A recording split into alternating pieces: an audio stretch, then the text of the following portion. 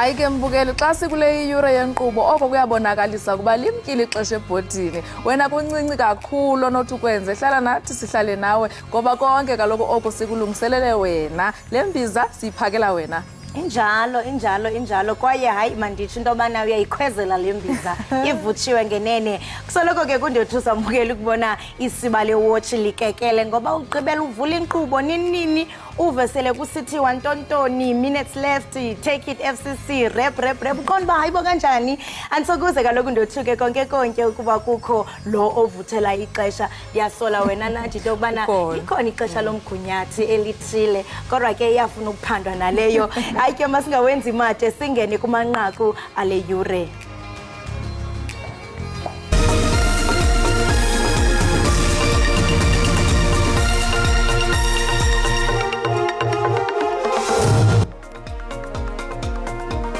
Umphathiswa wezobudlelwane bamazwe ngamazwe nentsebenziswano uGqirha Naledi Pandor umemelele ukuba kupheliswe ukubulawa kwabantu ngokukhawuleza kungquzulwano olugqubayo kumbindi Mpuma.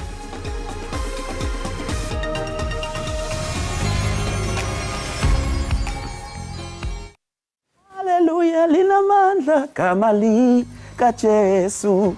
Sanibonani babukele emakhaya, igama lami uSibubhana the gospel dude, ngila Ekhaya Jikelele. Keep watching Ekhaya Jikelele, siniphathele kumnandi umdlalo neindaba nayo yonke into oyithandayo. God bless you.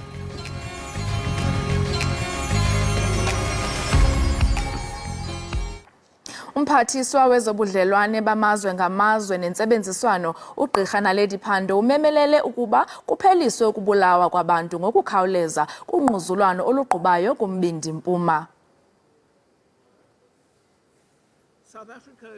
Ebesenza intetho kwingxoxo-mpikiswano evulelekileyo yebhunga lokhuseleko lezizwe ezimanyeneyo embindi Mpuma, iMelika kunye neRussia nazo zimemelela uxolo kula mazwe mabini.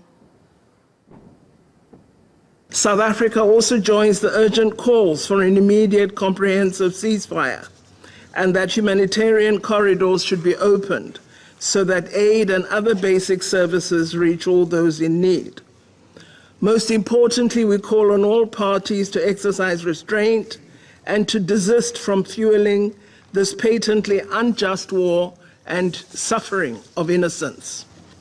Mr. President, we also express condolences to the people of Palestine and of Israel for the lives lost during the past 2 weeks.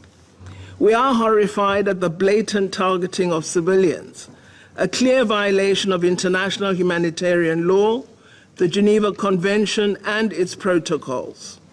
Both Hamas and the State of Israel have committed these violations.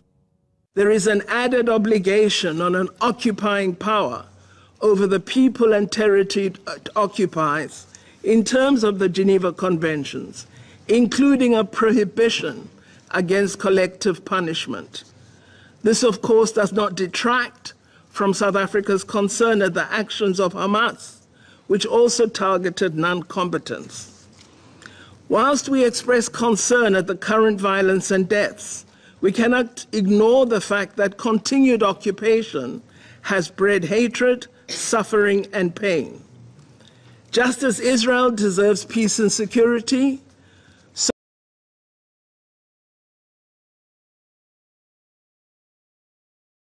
law to be credible, it must be applied uniformly and not selected.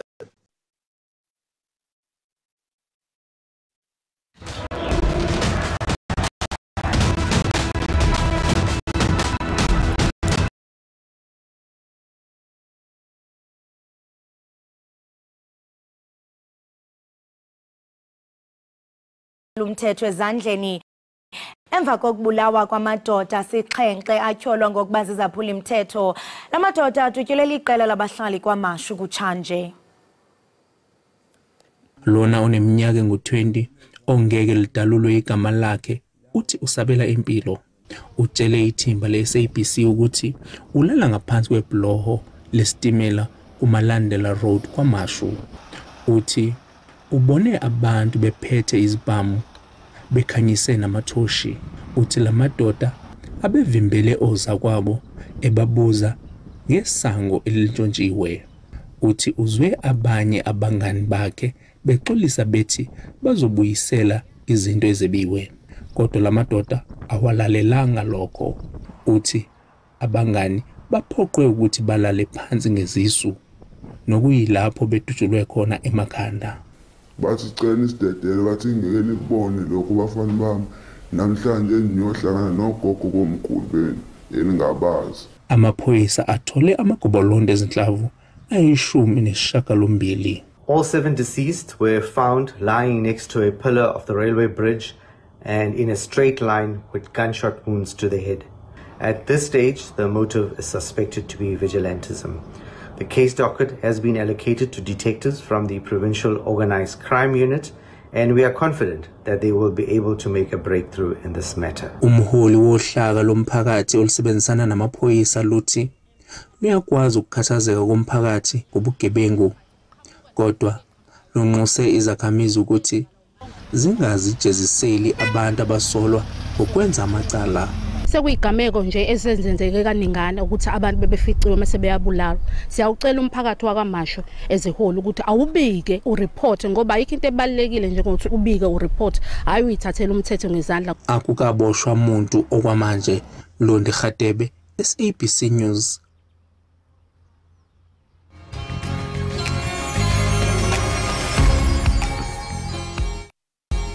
Sibambe ngazibini bakubikeli ngokubani sahleli nathi sinamkele kwakhona apha kwinkqubo eniyithanda kunene Ekhaya Jikelele.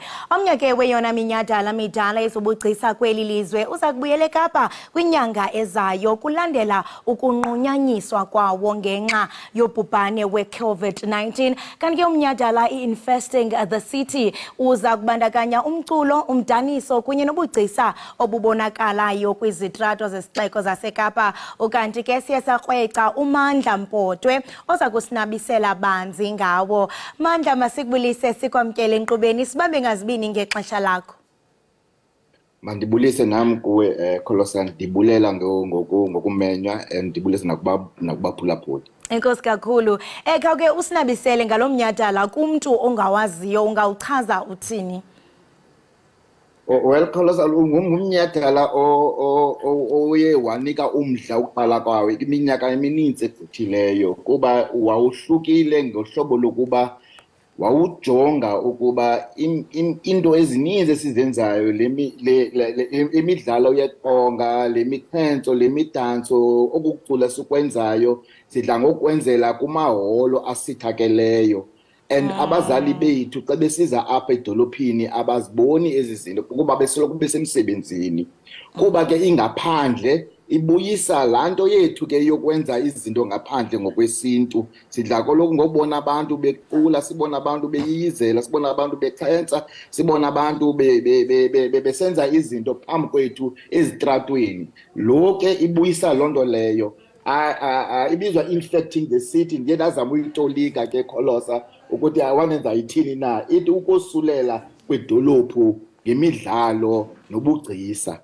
Loo nto leyo ibonisa ukuthi iyasikhumbuza ukuthi ubugcisa nemidlalo yethu isinika imiphefumlo epheleleyo, iyasikhumbuza ubuni bethu, izame ukusiqondisa, but inika nethuba labantu abaphangelayo, abazali bethu,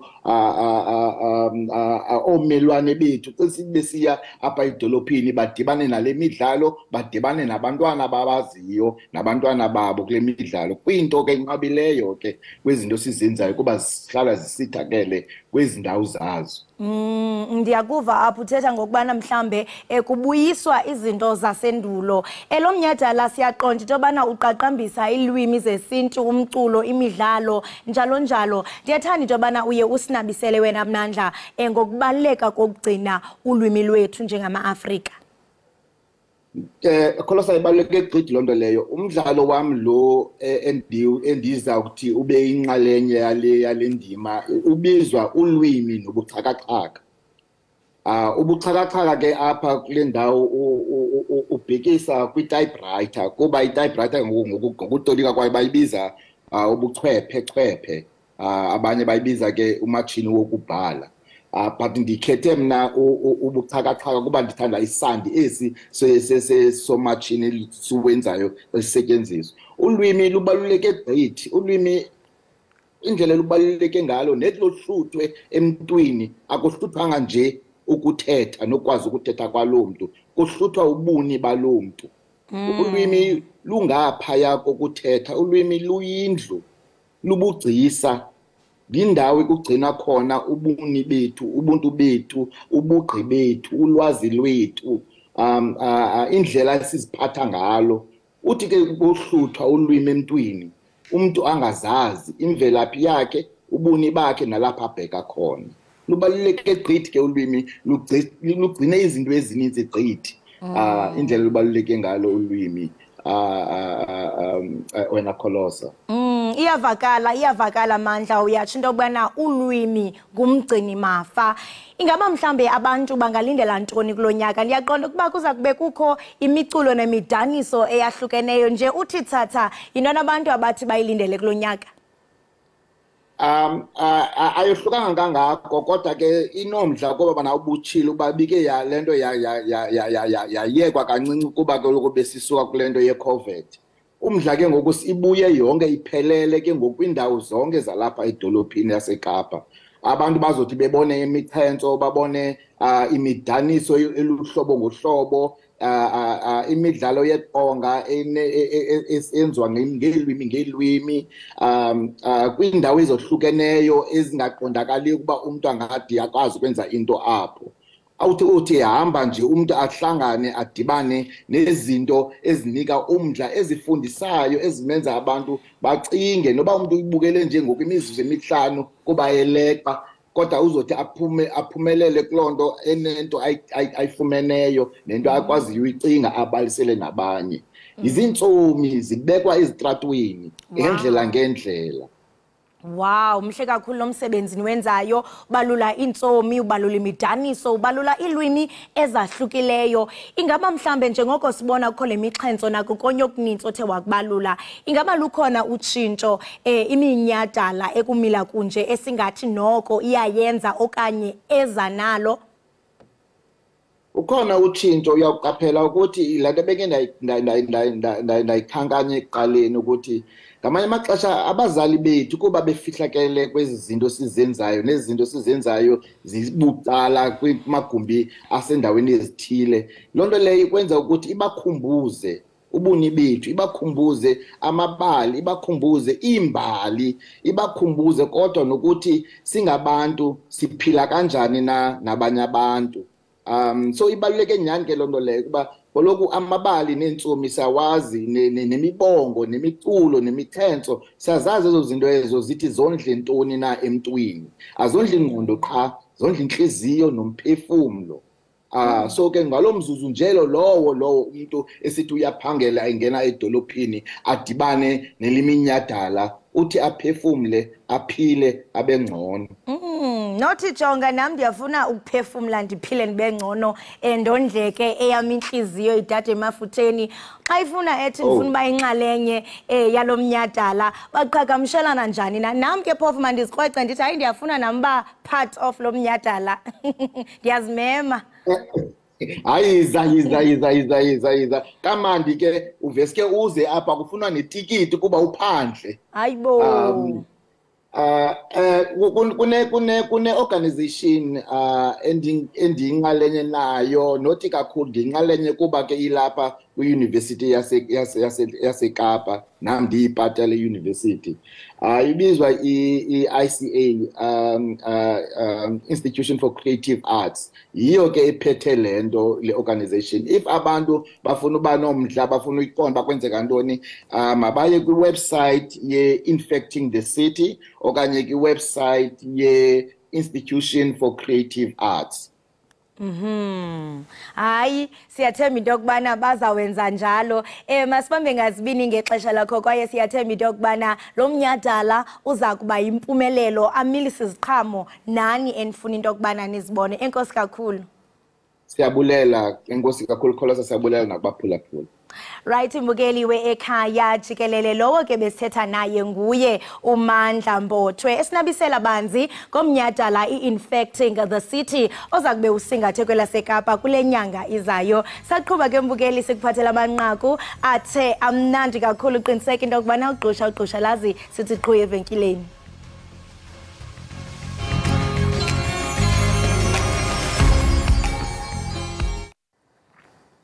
Bukeli masiphinde sikwamkele kwakhona kule yure yethu yokugqibela. Usabukela inkqubo yakho ithanda kakhulu Ekhaya Jikelele. Amaxhosa ngabantu bomthonyama abanengcambu ezinzulu eMzantsi Afrika empuma koloni kwaye babambelele kwinkcubeko yabo. Oku kubandakanya amasiko afana nolwaluko. Iqela elincinane lamaxhosa lafudukela eZimbabwe ngexesha lobukoloniyali eMzantsi Afrika. Ngaphandle kwemicelimngeni kunye nokuziqhelanisa nalamandla Ela lisayibambile inkcubeko yalo njengeendlela zokupheka zemveli kunye nokuzimisela kwabo ukugcina ubuni babo. Ngaphambi kokuba siye kudliwano ndlebe, mamela ujonge nali nqaku elididiyelwe nguThami Manganya.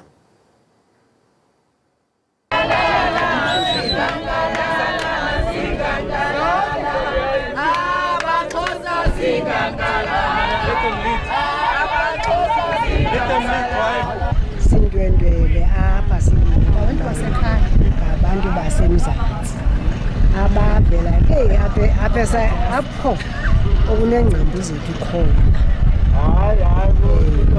So nxa silapha sizohlangabezana neendwendwe zethu sizoncokola sikhumbuzane sikhuthazane kanjalo uba isiXhosa masingafi eZimbabwe. Singamaxhosa njengoba sihleli apha yindawo yethu sihleli sonke lo simixa kodwa ke hayi sihleli sonke asithandi uba isiXhosa zakuthi sinyamalale. Njengoba ubona ndithi uyabona umvatho awusoze ufumane kwenye indawo. Singafumana umuntu enxibe kanje kwenye indawo siyamtsala sithi zitsho zithuthe angaye kuzithutha hayi makaphume entweni yethu. We are very proud of our culture, siyayithanda, sifuna ihlale iloko ikhona sishiyele nabantwana. Masixolise kuwe mbukeli ukuba ingavakali kakuhle inkqubo yethu, kodwa ke ukuva banzi ngamaxhosa aseZimbabwe siqhagamshelana naye ke uGqirha Hleze Khunju wase-University of Cape Town. Gqirha, masikubulise sikwamkele enkqubeni. Ngiyabulisa kubabukeli ngalentsasa namhlanje, inkosi kakhulu. Sibona amaXhosa aseZimbabwe, ungakho sicacisele ngembali yokufuduka kwalamaXhosa aye kwelalizwe ngexesha lolawulo lemakoloniyali eMzantsi Afrika ekuqaleni kweminyaka yo-1900. Inkosi kakhulu umsasazi wami, ndibulise kwakhona. Imbali yokufuduka kwamaXhosa ityebile kakhulu. Zininzi indlela ngendlela amaXhosa afuduka ngazo, kodwa mna ndibambelela kakhulu kule kaCecil John Rhodes. uCecil John Rhodes wathi emva kokuba ekhe wahlala ixesha elide apha kwelicala laseMpuma Kapa, ngoku wazama ukunyukela ke ngapha ngaseZimbabwe. Xa ifika ngaseZimbabwe wakhumbula into yoba bakhona abantu ebendikhe ndaphilisana nabo kwelaa cala, makhe ndiphinde ndizame uyobaphuthuma ukuze bazokwazi ukuncedisana naye kule nto wayeyizama ngeli xesha. Waqalisa kwiingxoxo zokuxoxa ukusukela ngonyaka ka-1892. Zaqhuba ingxoxo, uninzi lwezingxoxo zaziqhubela phantsi komthi womqwashi engqushwa. Waxoxa ke zathatha iminyaka emithandathu ezingxoxo. Emva koko ke wavumelana namaXhosa athile, hayi onke amaXhosa wethena, wavumelana namaXhosa athile into yokuba bazawuhamba ke bayozinza kwelaa cala. Ebathembisa ke izinto ngezinto, ezinye yezinto wayebathembisa ngazo ke ngumhlaba nemfundo. Ngo-1898 ke bavumelana ngenene amaXhosa afuduka, efuna abantu abafundileyo, abantu abafana abefundisi abazawukwazi uba bafike bavule icawe kwelaa cala, abafundisi-ntsapho abazawuvula izikolo bakwazi ukufundisa abantwana, abongikazi njalo njalo, nabantu bokusebenza ababezawukwazi ukuncedisa ekwakheni iindlela zololiwe njalo njalo. nantona eyayinokumnceda ngela xesha ukwenzela into yokuba ukuhlala kwakhe kwela cala nendima awayezama ukuyidlala kwela cala ifezekiseke. Hayi icacile uba amaXhosa la ngabantu abakrelekrele. Kakhulu. Ungathi zeziphi ezona? Ungathi zeziphi ezona nto zihamba phambili ezavumela amaXhosa uba aphile kwaye aqhubele phambili eZimbabwe kule minyaka imingaka? Ndiyabulela kakhulu ngalo mbuzo umhle kangaka. Emva kokuba amaXhosa evumile into yokuba hayi azawukuya ngaseZimbabwe, kwathunyelwa iinkosi ezithile ezimbalwa ukuba zihambe ziyochitha inyanga ezintandathu ezine kweli cala laseZimbabwe. Eyona nto babeyifuna kakhulu babefuna ukubona le ndawo, baqonda abanawusuke bahambe nje bengakhange bayibone le ndawo bathenjiswa ngayo.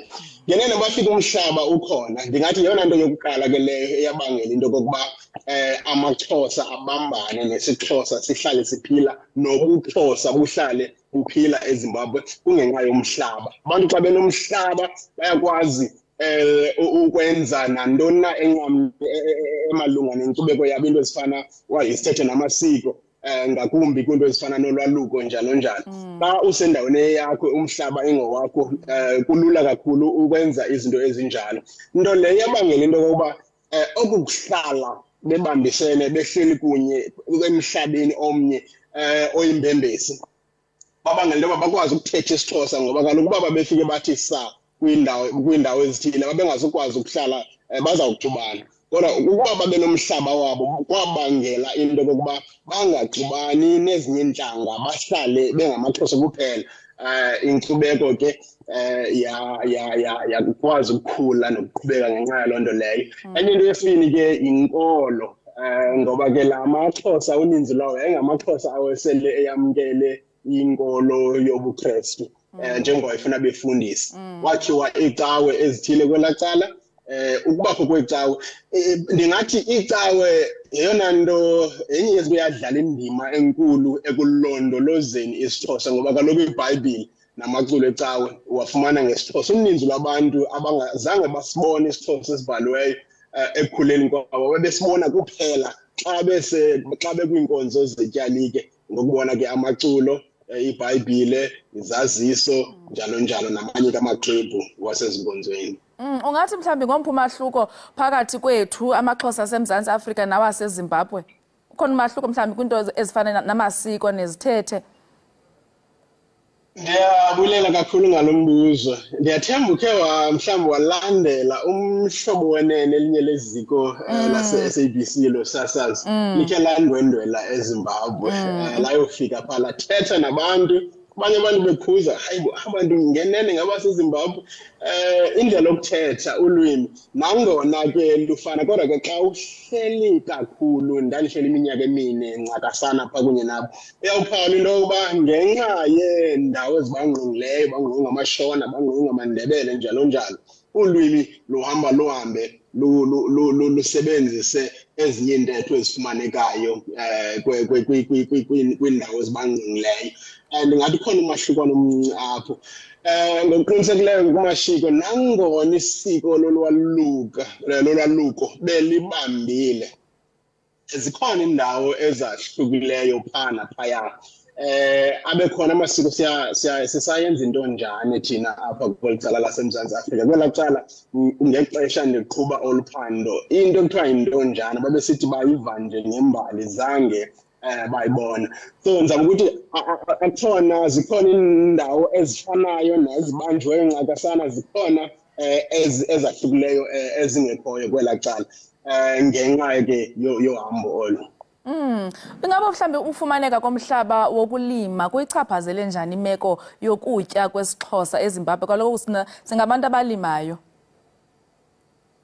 Enkosi kakhulu. Umhlaba ndingathi yeyona nto yadlala indima enkulu kumaXhosa aseZimbabwe. Ngoba kwakulinywa ngale minyaka mine ndihleli phana, ndandisitya ukutya kwesiXhosa rhoqo. Kuyalinywa, umhlaba wakhona mhle uchumile, uyachuma, bayakwazi ukulima. Kangento kokuba babesithi njengokuba ezopolitiko zigxile kakhulu kwicala lamashona namandebele babesithi bona ngexesha ndiqhuba uphando ke bagxile kakhulu apha ekulimeni ngoba kaloku xa izinto ezilunga mhlambi amandebele xa evula mhlambi ezawuba ifama okanye evula amashishini njalo njalo bafuneke bethengise inyama bafuneke bethengise imifuno njalo njalo awesithi ke amaXhosa kulapho ke wona angena khona kuba azawuqiniseka kakhulu apha ekulimeni nakwinto zolimo ukuze akwazi ukuthatha inxaxheba kwezoshishino lwaseZimbabwe. Umhlaba ke wadlala indima enkulu ngaloo ndlela. Hayi ke yayintoni umbono kakumkani wamaXhosa umpendulo Zwelonke Sigcawu wokumanya amaXhosa ehlabathi kwaye ngawaphi amanyathelo awathathileyo ukuyifezekisa lo mbono? Nebulela kwakhona ngalombuzo. Hey, alahlekelwa amaXhosa seZimbabwe kakhulu. Ngathi sizwe sonke salahlekelwa ngakumba amaXhosa aseZimbabwe ngoba emva kweminyaka emininzi kungekho nxibelelwano lukhoyo phakathi kwamaXhosa aseMpuma Kapa okanye aseMzantsi Afrika nawaseZimbabwe.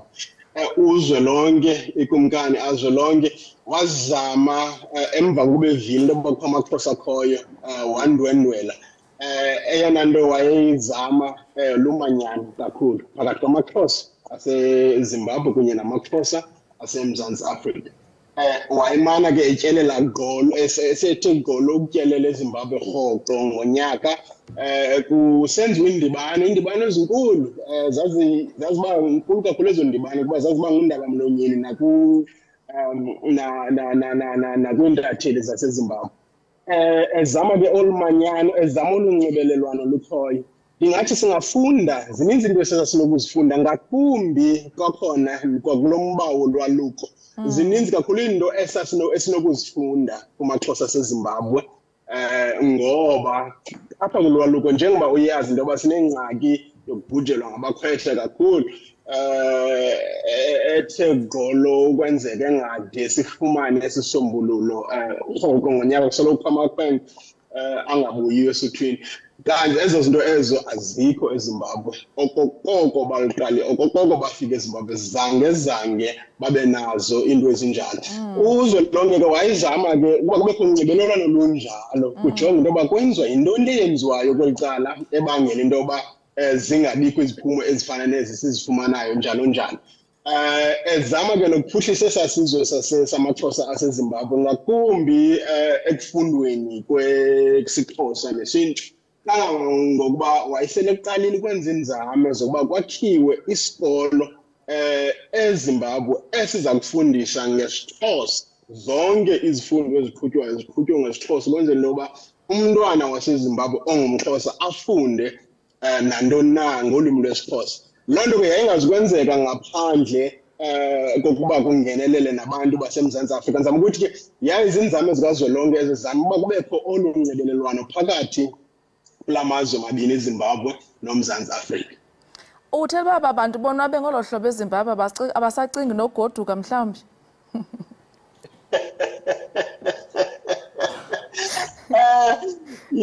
Yingxaki unobuzaza lo mbuzo uza nawo ngoba yeka nje uba sihleka loo nto leyo ngexesha kuqhambuka udushe lokucalulana ngokobuhlanga izanophobic attacks.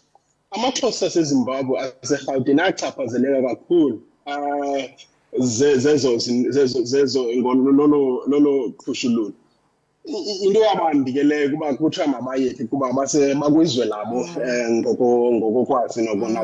Akululanga kuba khafancinga lokuphantsi kudlule iminyaka over 100 years bekwela cala. Akululanga ngokusikanto athathe izinto zakhe aze kweli cala. Ingeyonto umuntu anokuzenzela ngokwakhe leyo.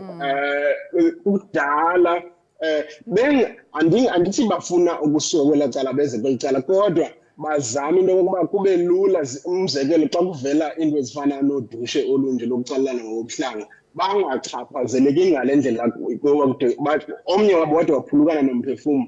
Babezama into yoba mabaziwe eMzantsi Afrika into yoba ikhaya labo lilapha babefuna nje ukwaziwa. Kudala ke beziqhuba ingxoxo nabaphathiswa bakwa-Home Affairs njalo njalo kuzanywa nje into yoba baziwe ukuba bakhona ngazinzalelwane ezalapha eMzantsi Afrika kodwa ezizinze eZimbabwe.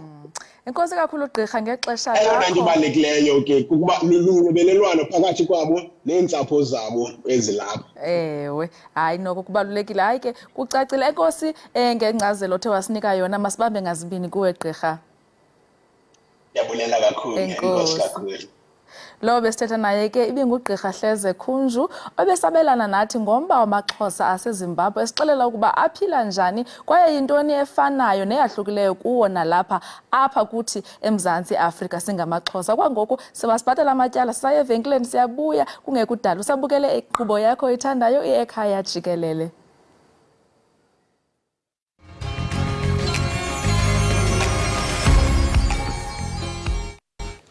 Enkosi ngokuhlala nathi nisasibukele kaloku apha Ekhaya Jikelele. Kusanulungena mbukeli ufika sezichochela ngasemnyango. Kodwa ke ungaxhalabi kuba ngoku singena kwisiqendu sokuzivoca-voca. Kanti ke namhlanje sithetha ngayo iyoga.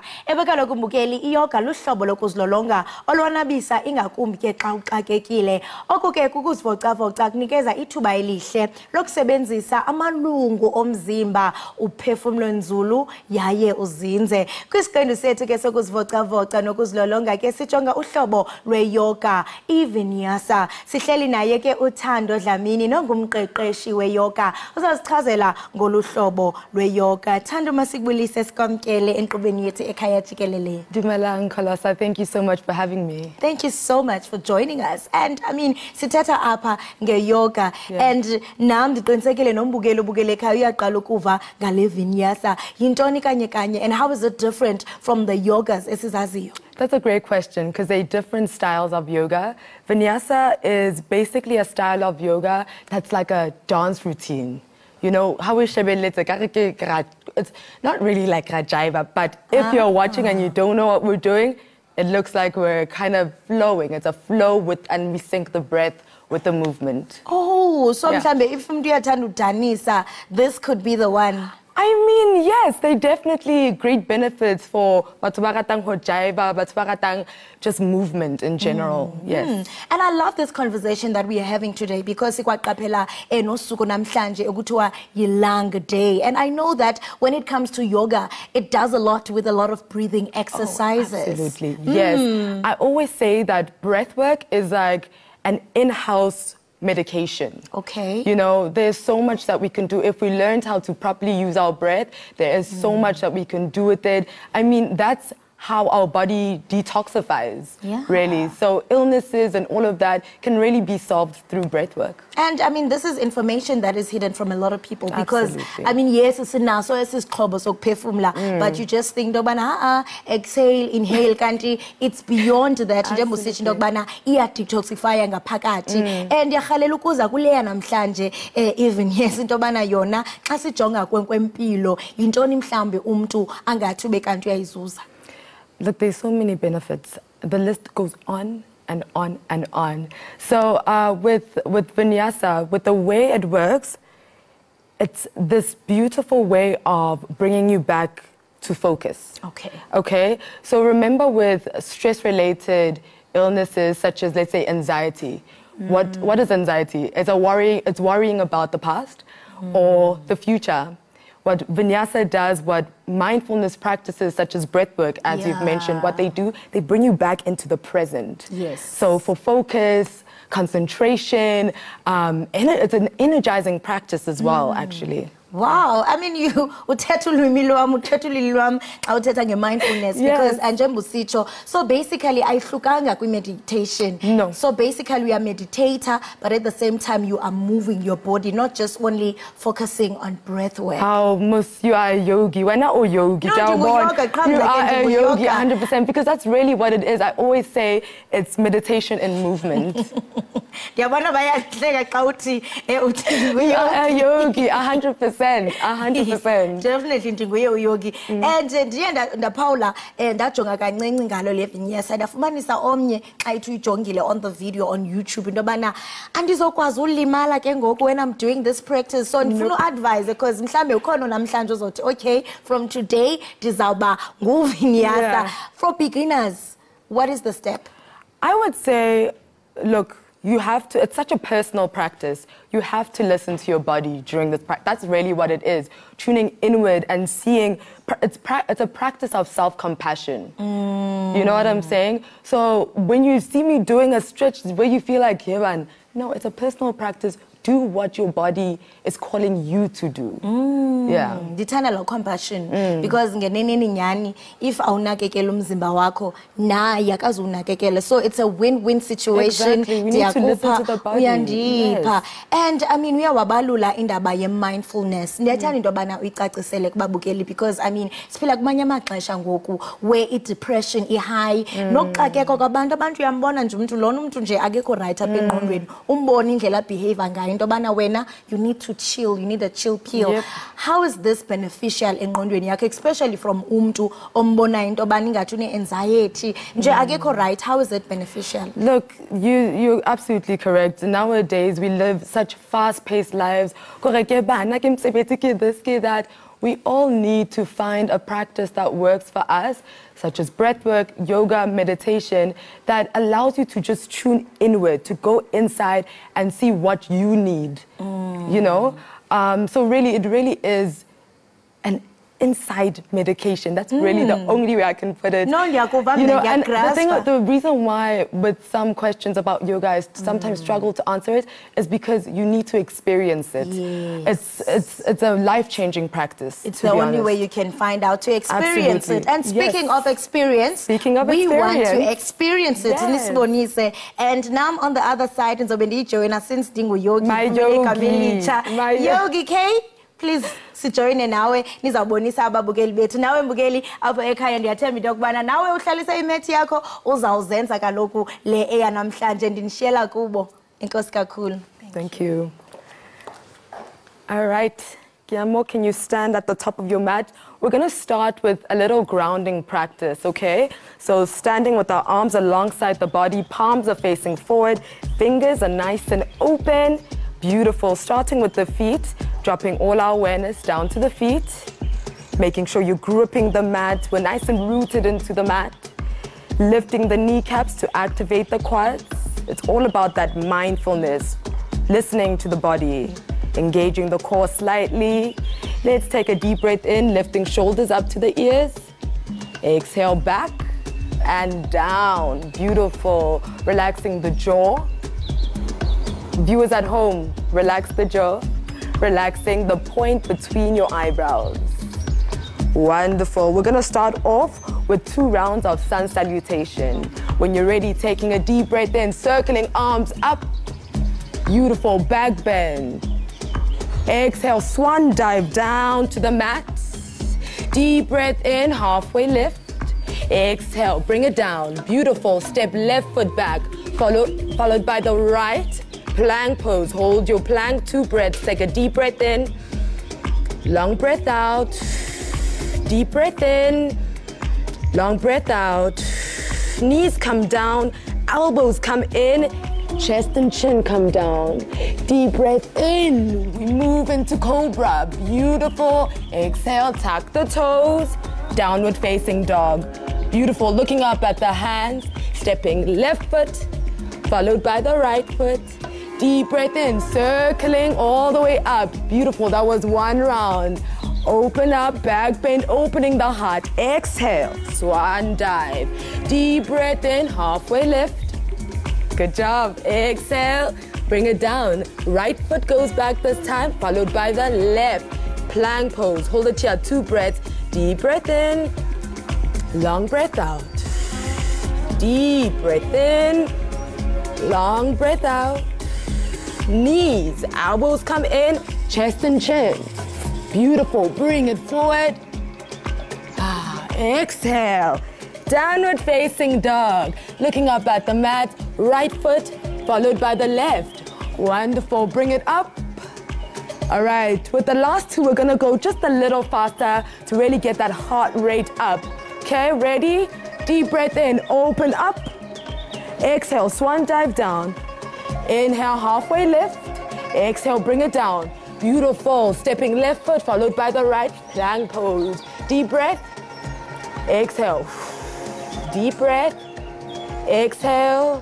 Knees, chest, chin. Bring it forward, cobra. Beautiful, tuck the toes. Downward facing dog, looking up, left followed by the right. Deep breath in. Lifting up, back bend, exhale, swan dive. Lifting up, halfway lift, exhale. Right foot, followed by the left, plank pose. Deep breath, exhale. Deep breath, exhale. Beautiful, knees come down, elbows, chest, chin. Deep breath, open up, and exhale. Downward facing dog, looking up at the hands. Right foot, followed by the left. Bring it up. Bring your hands into prayer above the head. Bring it down to the heart. We're gonna close the eyes here. Just feeling that life force flow through the body. Working with the breath, focusing on the breath. 2 breaths, take a deep breath in. See how your body's feeling. Last breath, deep breath in. And exhale. Thank you so much, everybody. That was a Vinyasa Sun Salutation flow.